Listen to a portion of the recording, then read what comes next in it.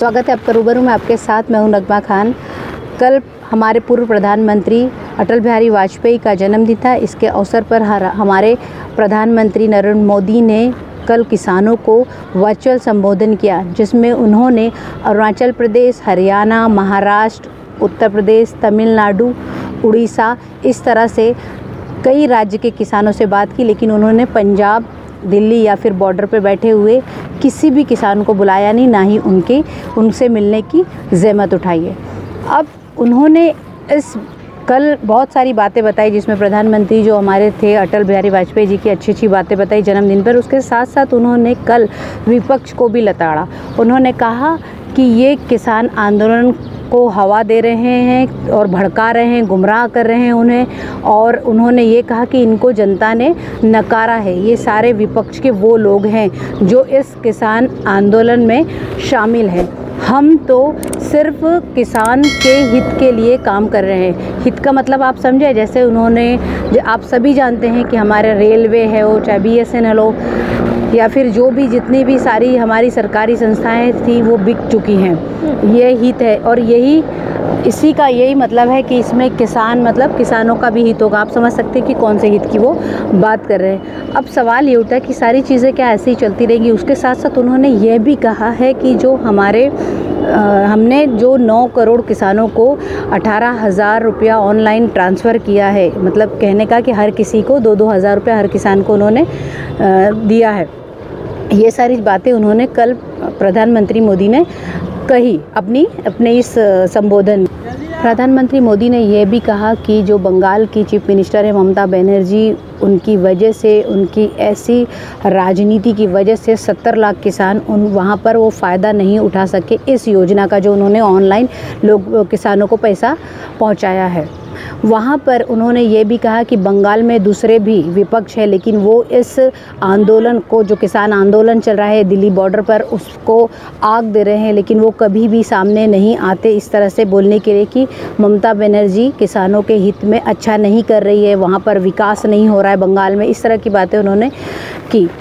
अब ये सारी बातें तो उनकी जो किसानों को लेकर हुई थी या इस तरीके से जो भी है, लेकिन अभी तक जितना भी किसानों के साथ प्रधानमंत्री जी की मीटिंग हुई है, नरेंद्र मोदी की जो भी, लेकिन अभी तक उस पर कोई भी फैसला आया नहीं है।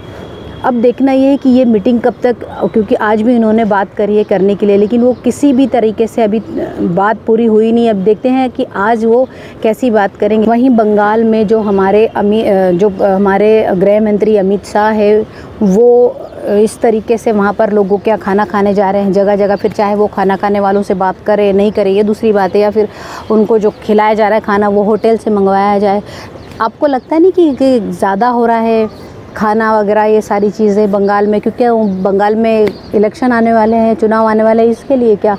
तो ये सारी चीज़ें एक मतलब किसानों के हित में बोलना, और जाहिर सी बात है कि जो हमने इतनी परेशानी देखी है कोरोना से पहले भी, और कोरोना जैसी महामारी के चलते, गिरती अर्थव्यवस्था के चलते हमने इतना सब कुछ सहा है। उसके बाद अब प्रधानमंत्री मोदी कहते हैं कि हम हक में, मतलब किसानों के हित चाहते हैं, अहित हम उनका चाहते नहीं हैं।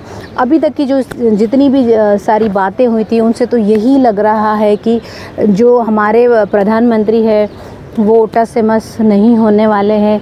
और इसी तरीके से यानी कि जो वादा किया था उन्होंने वो निभाना तो पड़ेगा। हाँ, वही अडानी अंबानी वाला वादा, फिर रोके चाहे ज़माना, ए खुदाई चाहे रोके हमको कोई भी, लेकिन किसानों तुमको हटना ही पड़ेगा। इस तरीके से जो अभी तक के हालात दिख रहे हैं, सामने आ रहे हैं कि वो टस से मस नहीं होने वाले, क्योंकि ये पूरा का पूरा जो एक तरह का ये जो किसानों की तीनों जो शर्तें हैं हटाने वाली जो बातें, जो किसान जिसको आंदोलन को लेके बैठे हुए हैं उसको वो सारी चीज़ें उनको इतनी परेशानी जो उठा रहे हैं वो, उन्होंने कहा, प्रधानमंत्री ने कहा कि मैं किसानों को खुले दिमाग से बात करना चाहता हूँ। तो अभी तक क्या किसानों से वो बंद दिमाग से बात कर रहे थे, और आज 1 महीना पूरा हो गया है और वो बेचारे इतनी सर्दी है वहाँ, इतनी ठंड पड़ रही है, उसमें वो परेशान है। तो क्या अभी तक क्या उनको वो इंतज़ार कर रहे थे कि जब प्रधानमंत्री खुले दिमाग से बात करने आएंगे तब हम बात करेंगे? तो पहले से ही वो कह रहे हैं कि हमें वो तीनों शर्तें मंजूर ही नहीं हैं।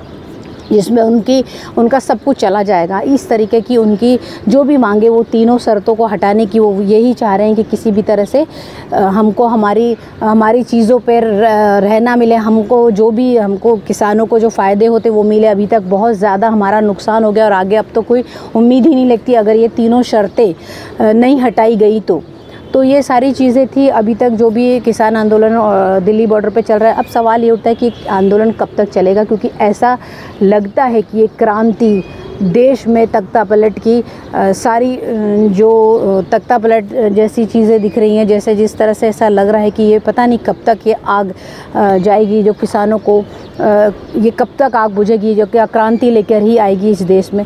चलिए मिलेंगे ऐसे किसी विषय पर और बात करेंगे, तब तक के लिए शुक्रिया।